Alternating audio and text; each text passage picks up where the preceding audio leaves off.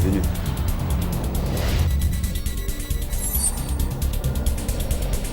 Académie militaire Georges Namoiano de Pau, la 13e promotion d'élèves officiers d'active est sortie ce soir même. La cérémonie était présidée par les présidents Blaise Compaoré du Burkina Faso et Faure Gnassingbé du Togo. Un atelier de formation au profit des députés. Cet atelier a traité de la question des armes légères au regard du traité sur la question qui entrera en vigueur le 24 décembre prochain. Et mesdames, mesdemoiselles et messieurs, bonsoir. Merci de suivre le 20h sur la télévision nationale du Burkina Faso. Ceci dit, le parrain de la 13e promotion des élèves officiers d'active, le président togolais Faure Gnassingbé, est arrivé cet après-midi même à Ouagadougou. Le président togolais a été accueilli par le premier ministre béninois Luc Adolphe Tiao. Le reportage est signé Moumouni Soubaïga. C'est aux environs de 14h35 que l'avion du président de la République togolaise a foulé le sol du pays des hommes intègres. À sa descente, il est accueilli par le premier ministre burkinabé bénin Luc Adolphe Tiao, accompagné de quelques membres du gouvernement. Après les salutations d'usage, le président Faure Gnassingbé a eu un bref échange avec bénin Luc Adolphe Tiao au salon d'honneur avant de partir pour Pau. C'est là-bas qu'il va parrainer la cérémonie de sortie de la 13e promotion des élèves officiers d'active de l'Académie militaire Georges Namoiano. Une école de référence qui accueille des élèves de plusieurs nationalités et constitue de ce fait un creuset de l'intégration sous-régionale. Voilà, nos reporters à Pau, Aboubakar Sagnon et Godefroy Bazir reviendront sur cet événement. Ceci dit, le ministre chargé de l'Habitat et le ministre de la Communication, porte-parole du gouvernement, étaient les invités du point de presse de ce jour. Au menu, les questions de drainage des eaux pluviales et les actualités nationales et internationales. Reportage de Estelle Judith Assogba. Le ministre de l'Habitat et de l'Urbanisme a fait le point des réalisations entreprises suite aux inondations du 1er septembre 2009. Les travaux ont eu un coût. Pour les deux parties, ont un coût global de 13 milliards 600 millions et c'est des travaux qui ont été réalisés en 2 étapes avec le soutien de la BOAD. La première phase s'est déroulée donc entre octobre 2011 et février 2013 et a concerné donc la réalisation d'un canal d'une largeur de 80 mètres et d'une hauteur de 2 mètres sur une longueur de plus de 2 km. À côté donc de cet ouvrage principal, nous avons également réalisé des caniveaux en béton armé et procédé au recalibrage des marigots Kadiogo et Somgande. Et nous avons réalisé une mare d'une superficie de 56 000 m² pour atténuer donc un peu les chutes dans le marigot et des pistes d'entretien. La deuxième phase s'est déroulée donc entre décembre 2013 et juillet 2014 et a concerné entre autres le revêtement du fond et du canal qui avait été réalisé en béton et des parois du canal, ainsi que des marigots Somgande et Kadiogo. La réalisation de ces travaux a permis de déboucher les exutoires, d'assurer une évacuation rapide en induisant des appels de débit et une accélération des écoulements en aval du parc. Et en effet, on peut constater que depuis 2012, même quand il y a de fortes pluies, on sent rapidement que l'eau est drainée rapidement. Le deuxième sujet abordé à ce point de presse par le ministre Yacouba Bari a concerné la relecture du décret sur les logements sociaux. Et ce décret donc remodifie donc le premier décret juste dans la partie fourchette.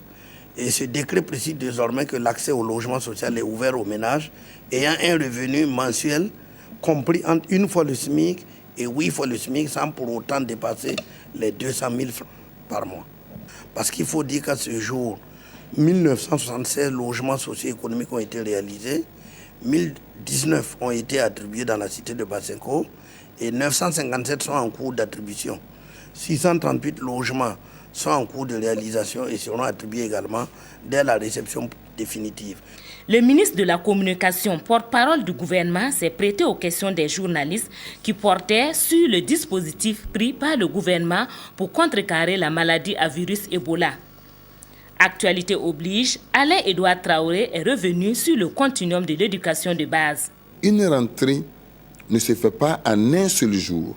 Vous le savez bien, et tous les services des 2 départements et même des 3 départements action sociale qui s'occupaient avant du préscolaire éducation nationale et alphabétisation, enseignement secondaire et supérieur, les services sont à pied d'œuvre pour surveiller et travailler à faire en sorte que tout ce qui peut exister comme goulot puisse être réglé et de manière urgente et rapide pour ne pas gêner l'activité pédagogique et académique nécessaire dans les établissements de notre pays.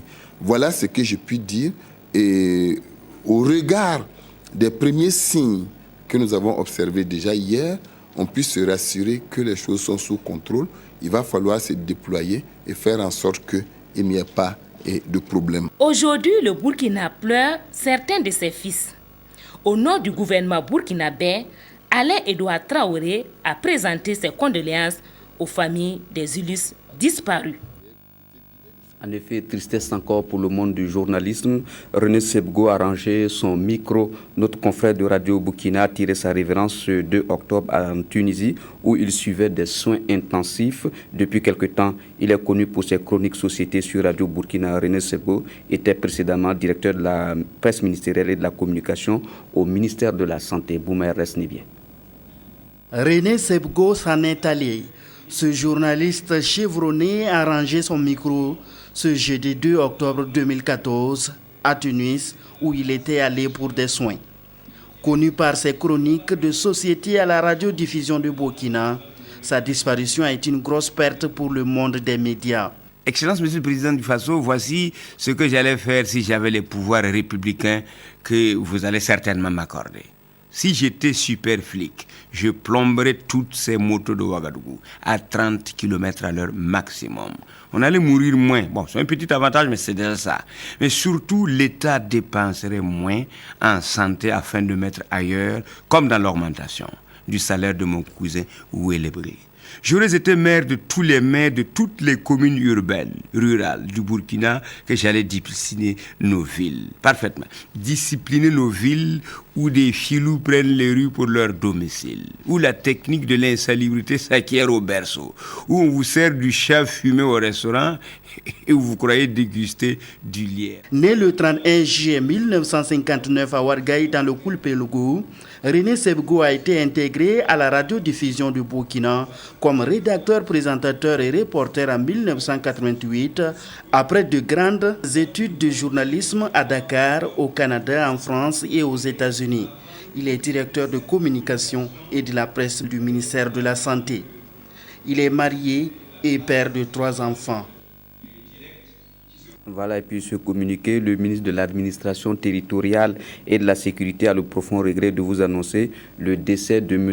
Gouba Béchar, administrateur civil précédemment gouverneur de la région du Sud-Ouest.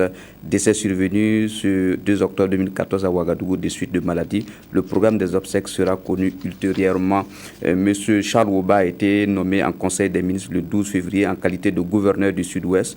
En 30 ans de carrière, il fut entre autres secrétaire général des provinces du Sahel, de l'Est et directeur général des services administratifs de l'Assemblée nationale et haut commissaire du Kouritinga. Il avait 53 ans, il était marié, père de 4 enfants.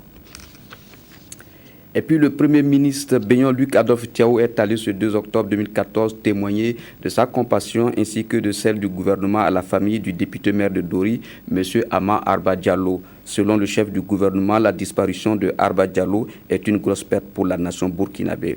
Pour Ernest Nibien. Le Premier ministre Bénion Luc Adolphe Thiaw est touché par le décès du député maire Ama Arba Diallo. Il est allé ce matin témoigner sa compassion à la famille éplorée à Dapoya, à Ouagadougou. En des circonstances pareilles, vraiment, on ne trouve pas les mots pour exprimer ce que l'on ressent. Et surtout lorsqu'on a connu l'homme et qu'on a eu la chance de l'avoir approché quelques heures avant sa disparition. Mais Arba Diallo, tout simplement, c'est un grand homme. C'est un digne fils du Burkina Faso, dont la vie a toujours été marquée dans un combat pour la liberté, pour la justice et bien sûr pour la démocratie. Il lègue à notre pays et particulièrement au monde politique, je souhaite que ce soit le cas, un combattant intraitable, mais en même temps un homme très ouvert, un homme très sage, qui tenait beaucoup à la paix au Burkina Faso. Puisse vraiment son âme reposer en paix et je me sens profondément attristé par cette disparition. Les derniers mots de l'illustre disparu qui faisait allusion à la paix au Burkina Faso ont surtout marqué le chef du gouvernement Béyon-Louis Adolphe Tiao. Ce dernier mot qu'il m'a dit lorsque j'ai eu l'occasion de le voir à la veille, il a dit nous devons tous faire en sorte pour que la paix règne dans ce pays. Et chacun de nous est responsable.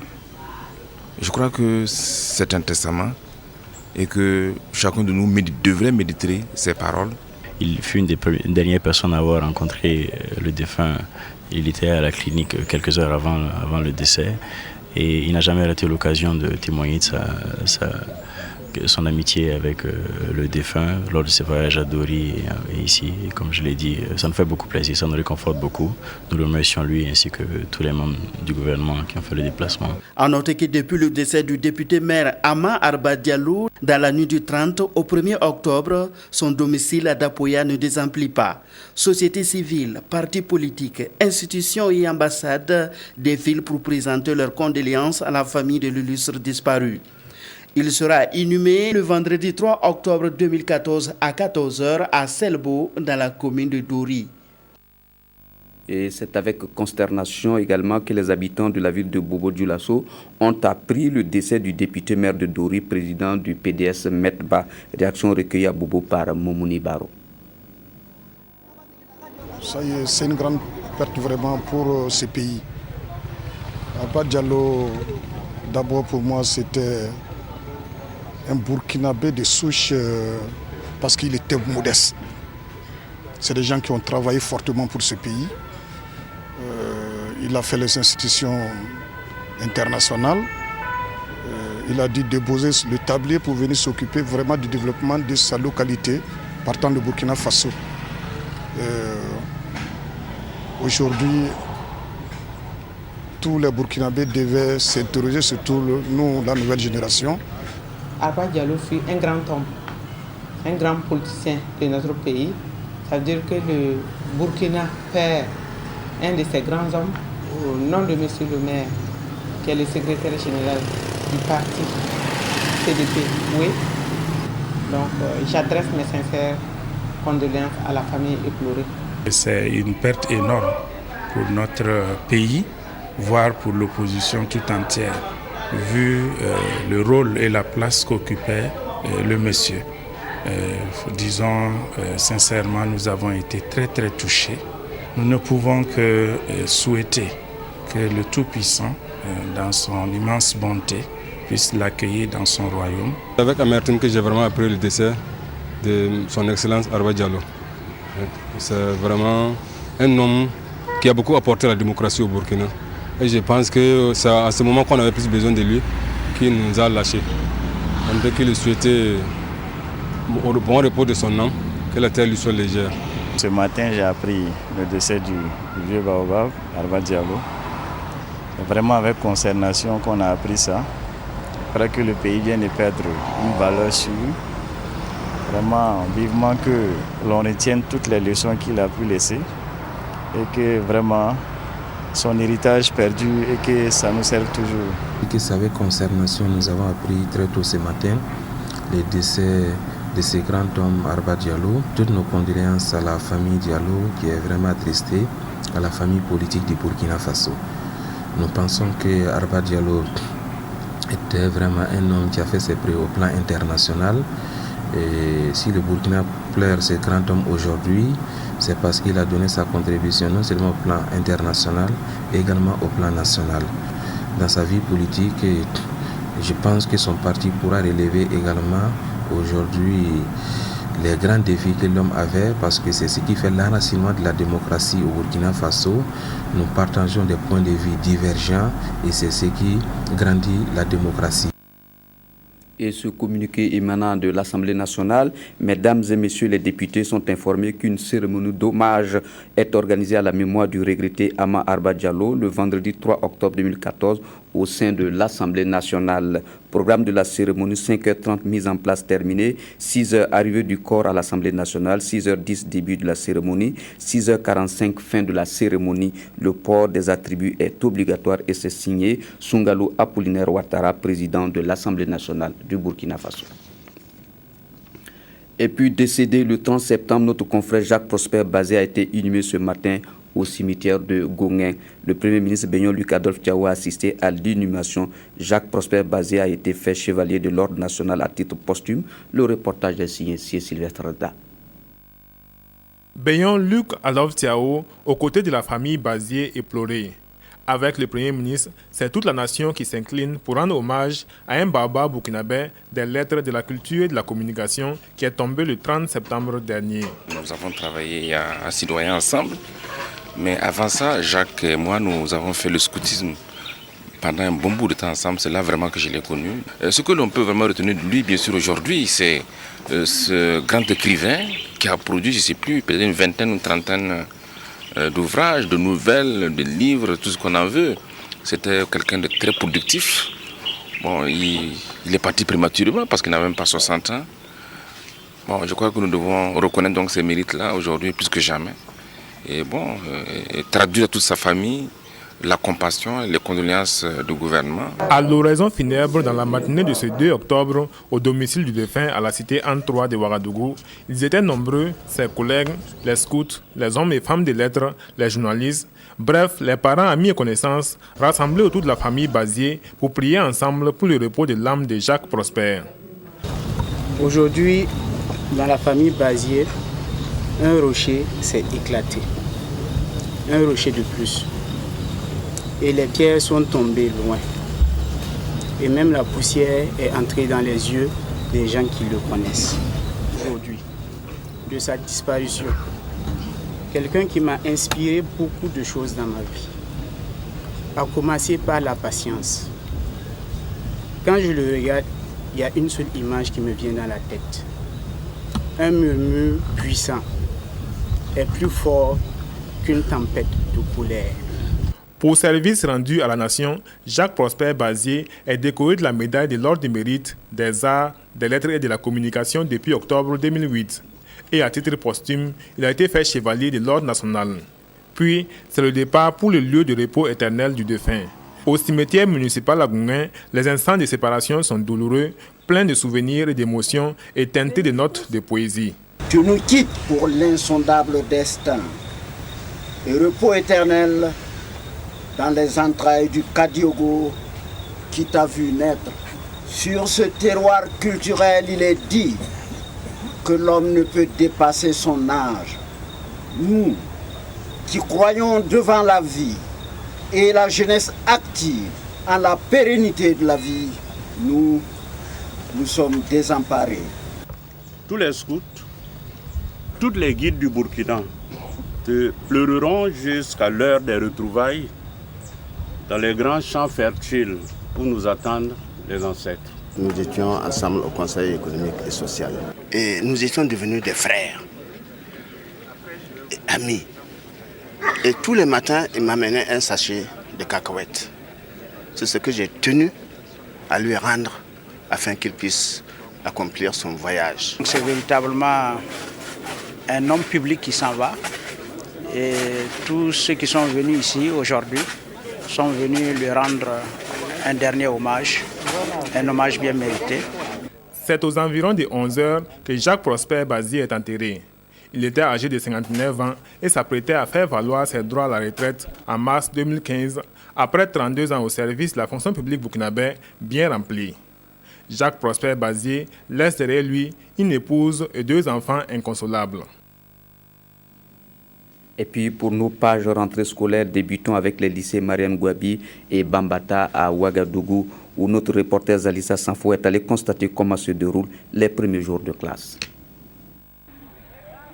48 heures après le début de la rentrée scolaire, dans les lycées et collèges publics de la capitale, la mayonnaise peine à prendre. Ici, nous sommes au lycée Mariam Gouabi et il est 8h30. À cette heure où les élèves devraient être en classe, attentifs aux cours de leurs professeurs, ils sont plutôt oisifs. Certains préfèrent jouer, d'autres prennent du plaisir à raconter leurs vacances à leurs amis. Et certains élèves, eux, retrouvent déjà le chemin de retour pour la maison. Ces élèves sont les plus chanceux. Ils savent déjà quel lycée ils vont fréquenter. Nous avons retrouvé ici certains parents, toujours à la recherche d'un établissement où inscrire leurs enfants. Monsieur Moussa Ilboudo fait partie de l'un des rares professeurs à être en classe. Et là aussi, les élèves n'ont pas l'esprit à la tâche. On a commencé par les rappels parce qu'ils ont besoin de ça pour pouvoir comprendre d'autres chapitres. Mais je constate que la classe n'est pas aussi pleine. Donc il y a sûrement certains qui ne sont pas encore là. Et je constate aussi que parmi les élèves, il y a d'autres qui n'ont pas encore leur cahier, quoi. Alors ils pensaient qu'aujourd'hui on n'allait pas commencer alors que bon, en terminale quand même on ne peut pas attendre. Selon le proviseur, il faudra attendre lundi prochain pour que tout se normalise. Autre lycée, même constat. Nous sommes au lycée municipal Bambata et il est 9h. L'on se croirait déjà à la récréation. L'esprit des vacances plane toujours chez les enfants. Pourtant, le proviseur nous rassure. La rentrée a bel et bien débuté hier. Élèves et professeurs ont tous répondu à l'appel. La rentrée scolaire 2014-2015 s'est bien déroulée au lycée municipal Bambata parce que tout le personnel était en place. Le personnel administratif, le personnel pédagogique, les élèves et tous ceux qui sont concernés par cette rentrée scolaire étaient là. De telle sorte que les cours ont pu effectivement démarrer dans les classes, le premier. Et si tout va bien, où sont donc les professeurs ? C'est ici, dans la salle des professeurs, que nous les avons retrouvés. Ils sont, disent-ils, en conseil d'enseignement. Les professeurs de chaque discipline se réunissent pour pouvoir donc voir la progression durant l'année scolaire. Et éventuellement aussi donc, discuter des petits problèmes que nous avons. L'esprit des vacances n'a certes pas quitté ses enfants, mais ils sont tous conscients. Il n'y aura pas de prolongation pour les vacances et il faudra bien s'armer pour réussir le pari d'une bonne année scolaire. Voilà. Et puis à Bobo Dioulasso, les élèves ont également repris hier le chemin des classes. Si cette première journée de la rentrée a été une occasion pour certains de s'inscrire, d'autres par contre ont commencé les cours foi de Karim Sissé à Bobo Dioulasso. Ce 1er octobre 2014 est un jour spécial pour Saïdou Guira. Accompagné de son père, il fait ses premiers pas à l'école, plus précisément à l'école primaire publique Centre C de Bobo Dioulasso. C'est moi-même qui ai amené mon fils pour le scolariser dans cette école. Il doit faire la classe du CP1, donc je vais régler en même temps ses frais de scolarité. Demain, j'irai chercher ses fournitures. Dans cette école, tous les acteurs se sont présentés ce matin. Fini les vacances et ces grasses matinées, l'heure est actuellement au travail. Le 6, les enseignants doivent déposer leur cahier de préparation. Et on voulait le faire aujourd'hui, mais vous constatez que c'est très difficile. Il faut recevoir les parents, il faut installer les élèves, et pratiquement c'est difficile. Mais le 6, tout va commencer. Au complexe scolaire Les Savoirs, il est 8h et la cour s'est déjà vidée de son contenu. Les élèves et leurs enseignants ont regagné les classes. Ici, c'est aujourd'hui que les élèves des classes intermédiaires ont effectué leur rentrée scolaire. Et le stress de la rentrée se lit sur quelques visages. Je suis un peu nerveuse. Pourquoi?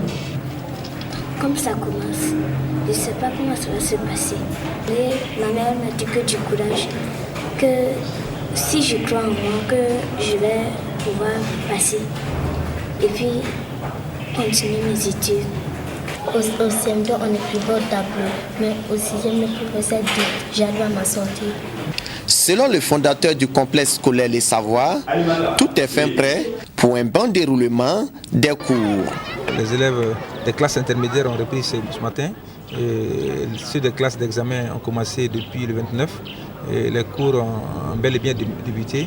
Donc tout le personnel est au complet.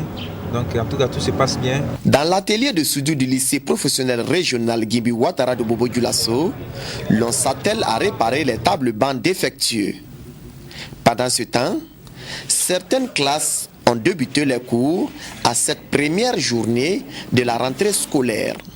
On a fait le test, on a recruté un certain nombre d'élèves Et aujourd'hui, particulièrement, on est en train d'essayer de faire l'état exact de nos capacités d'accueil. Exact, je veux dire, pour voir si on peut encore offrir la chance à quelques-uns de ces élèves-là qui n'ont pas pu être retenus, étant donné que notre cas est spécifique, nos enseignements ne sont pas disponibles partout. Dans tous les établissements visités, la rentrée scolaire a été effective. Les inscriptions, elles, se poursuivent toujours. Rentrée scolaire également pour les élèves en situation de handicap, une expérience qui force l'attention en cette rentrée scolaire dans la région du centre-est. C'est la place réservée aux enfants handicapés dans le recrutement dans certaines écoles. C'est le cas au niveau de l'école de Ouarégou, à une quarantaine de kilomètres de Tenkodogo, qui accueille des enfants sourds et malentendants. Le reportage sur ce bel exemple qui répond à l'éducation pour tous proposé par Badaniel Kambou. Nous sommes à l'école de Ouarégou, c'est à une quarantaine de kilomètres de Tenkodogo. En ces premiers jours de la rentrée des classes, l'ambiance est la même. La même également pour Alidou Bansé, ce garçon de 9 ans environ, décidé à s'offrir le savoir malgré son handicap, encouragé par ses parents. C'est son choix d'aller à l'école parce qu'il m'en parle chaque fois. Je pense que c'est une bonne chose. Parce qu'avec son handicap, il ne peut pas être utile au champ. Ma crainte, c'est comment il va vivre avec les autres enfants sans se sentir marginalisé. Cette expérience, elle est pratiquée depuis un certain nombre d'années dans cette école. On y trouve des élèves malentendants et malvoyants qui vivent pleinement leur cursus scolaire malgré leur handicap. Ici, spécifiquement, les sourds et les malentendants qu'on a à l'école ici. Donc, pour le recrutement, les parents les amènent directement. Et c'est à partir de la classe qu'ils sont initiés au langage des signes. Ceux qui ont des déficiences un peu profondes du moins, je vais dire, on les installe tout près du tableau. La méthode est simple, nous disent les spécialistes de l'éducation. Il s'agit de la pédagogie différentielle. Oui, les classes intermédiaires, c'est pour les cas lourds qui permet à l'enseignant de détecter ou bien de donner à un enfant handicapé tous les moyens qui lui permettra d'intégrer la classe ordinaire avec les enfants bien valides. Dans notre tournée, nous avons rencontré dans une des écoles de Tenkodogo la directrice régionale de l'éducation nationale du Centre-Est. Elle aussi croit fermement à cette expérience. Les enfants qui vont à l'école avec les autres, ils sont très épanouis. Ils ne se sentent plus marginalisés ni par leurs parents en famille, ni parmi leurs camarades d'élèves. Ce sont des enfants qui sont épanouis et là, c'est des avantages. Et par exemple, pour les enseignants qui bénéficient de ces différentes formations, je peux dire que c'est déjà la crème de l'éducation. C'est des experts plus tard qui vont pouvoir former d'autres enseignants à leur tour pour qu'on puisse prendre en compte autant d'élèves en situation de handicap. Dans la région du Centre-Est, nous sommes plusieurs dizaines handicapés physiques, mentaux ou auditifs à vivre cette expérience. Un exemple de lutte pour l'éducation pour tous. Défense et sécurité à présent, la 5e promotion d'élèves officiers a effectué sa sortie de promotion ce 30 septembre 2014 à Ouagadougou. La cérémonie était placée sous le patronage du chef d'état-major général des armées, le général de division Honoré Nabéré Traoré. Le reportage porte la griffe de Nathalie Sawadgo Nabaloum. Ils sont 28 stagiaires, dont 11 informaticiens, 10 médecins, 6 ingénieurs en génie civil et un gestionnaire des ressources humaines à prendre part à cette formation des élèves officiers spécialistes. Après 6 mois de formation intense à l'Académie militaire Georges Namoiano, ils ont tous passé avec brio l'examen final et sont prêts à servir la nation. La formation de base des officiers vise principalement à faire acquérir le réflexe de soldat à travers une formation militaire générale, faire acquérir l'éthique et la déontologie de l'officier, faire connaître l'environnement administratif et technique, militaire, renforcer la condition physique et la culture générale. Donc ce sont des compétences dont on avait besoin en termes de ressources humaines pour les forces armées. C'est pourquoi nous les avons déjà pris sur le marché. Et à ces jeunes gens, nous avons inculqué des notions militaires pendant 6 mois et ils sont prêts aujourd'hui à apporter le point de son. Je tiens à les féliciter pour cela. Et c'est une fille répondant au nom de Sayon Bendou, docteur d'État en médecine, qui est la majeure de la promotion avec 17 de moyenne. Elle reçoit ses épaulettes des mains du général Honoré Nabéré Traoré.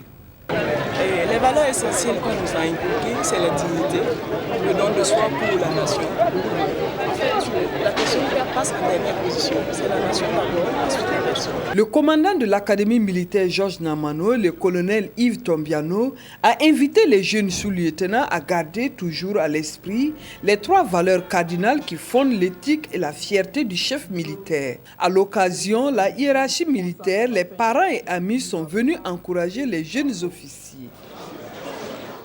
Le 24 décembre prochain, le TCA, le traité sur le commerce des armes, entrera en vigueur. C'est pour impliquer davantage les députés dans la mise en œuvre du TCA que le réseau des parlementaires burkinabés sur les armes légères a initié un atelier de formation sur ce traité. La rencontre qui s'est tenue hier à Ouagadougou a été ponctuée par des communications. Elle a réuni notamment des députés membres de la CAED, la Commission des Affaires étrangères et de la Défense, et des experts du Centre régional des Nations Unies pour la paix et le désarmement en Afrique. Le reportage est signé Anatole Nakoulma, Anna Lusikere. Le Burkina Faso fait partie des premiers pays à avoir signé le 3 juin 2013 le TCA, le traité sur le commerce des armes. Le chiffre de 50 ratifications nécessaires pour l'entrée en vigueur du TCA a été atteint. En soutenant l'organisation à Ouagadougou, d'un atelier sur la mise en œuvre du traité sur les armes, les responsables de l'ONG suédoise, le Forum des parlementaires sur les armes légères entendaient témoigner leur gratitude aux députés, les représentants du peuple, qui ont joué un rôle déterminant dans le processus de ratification du traité. Le directeur actuel de l'UNREC, le Centre régional des Nations Unies pour la paix et le désarmement en Afrique, basé à Lomé, a encouragé les participants à jouer leur partition en sensibilisant leurs collègues burkinabés et la société. Pour nous, c'est toujours une opportunité de partager un peu nos expériences, partager un peu les meilleures pratiques pour l'implémentation de ce type de traités. Dans leur exposé, les parlementaires que nous sommes, nous avons appris beaucoup d'eux et nous comptons en tout cas profiter de ces occasions-là pour pouvoir mettre en œuvre le traité sur le commerce des armes. Il est ressorti des 2 communications des représentants de l'UNREC des chiffres qui ne peuvent laisser indifférents, à savoir qu'au moins 526 000 personnes meurent violemment chaque année, qu'il y a environ près de 875 millions d'armes légères et de petits calibres dans le monde, dont 100 millions d'armes en Afrique. Il faut qu'effectivement nous puissions véritablement pouvoir faire un contrôle assez strict de l'action gouvernementale pour que les mesures puissent être prises pour le bien-être des populations que nous représentons. À la suite de cette rencontre, les députés devront s'atteler à l'élaboration d'un plan d'action. Car, pour que les traités soient efficaces, les États doivent se doter de mécanismes efficaces de contrôle des transferts des armes. Sport à présent, football féminin. La 2e journée de la Super Division de D1 s'est disputée hier au stade municipal. Les Colombes de l'USFA ont dominé à cette occasion le Santos de Dédougou par 3-0. David Bambara, Bangba, David Kafando. Victoire facile de l'Union sportive des forces armées face au Danta de Dédougou 3-0. C'est le tarif de ce match plié dans le premier quart d'heure de jeu. Dès l'entame de match, les filles d'Anani Kosimbo font le siège de la défense des Dédougoulaises. Stratégie payante avec, dans le rôle du bourreau, Salimata Sempouré à la 11e minute, suivi d'Evelyne Dolop Zanga pour le break et Zoyande Sawadogo. Le score n'évoluera pas en seconde période. Victoire 3-0 pour l'Union sportive des forces armées face au Danta de Dédougou. Mes enfants ont donné ce qu'elles peuvent. Vraiment, c'est au stade de l'apprentissage pour moi, vu la jeunesse de mon équipe. Et vous savez que le football féminin en province, ce n'est pas facile. Et que vu vraiment l'adversaire, il ne faut pas se flatter. Quand tu as la possession du ballon, rien ne peut t'arriver. On travaille tous les jours pour pouvoir garder le ballon le plus longtemps possible. Ce qui n'est pas évident avec les filles. Mais petit à petit, on s'y est attelé et puis aujourd'hui, ça donne ça. Avec cette victoire, l'Union sportive des forces armées se positionne comme une sérieuse candidate pour le titre de championne nationale féminin de 2-1. Et avant de nous quitter ce communiqué, à l'occasion de la célébration de la fête de l'Aïd el-Kébir Tabaski, le samedi 4 octobre 2014, le ministre de la Fonction publique du Travail et de la Sécurité sociale a l'honneur de porter à la connaissance des travailleurs et des employeurs des secteurs publics et privés que la journée du vendredi 3 octobre 2014 est déclarée continue de 7h à 14h sur toute l'étendue du territoire national. Le ministre souhaite à tous les fidèles musulmans du Burkina Faso une bonne et heureuse fête de l'Aïd el-Kébir. Et c'est signé pour le ministre et par délégation le secrétaire général, M. Koudbi Sinare, chevalier de l'Ordre national. Ainsi se referme votre journal. Merci de l'avoir suivi. Demain à 20h, vous serez en compagnie de Marguerite Douagno. Samedi et dimanche, ça sera Adjima David Chombiano. Pour ma part, ça sera pour bientôt. Au revoir. Merci.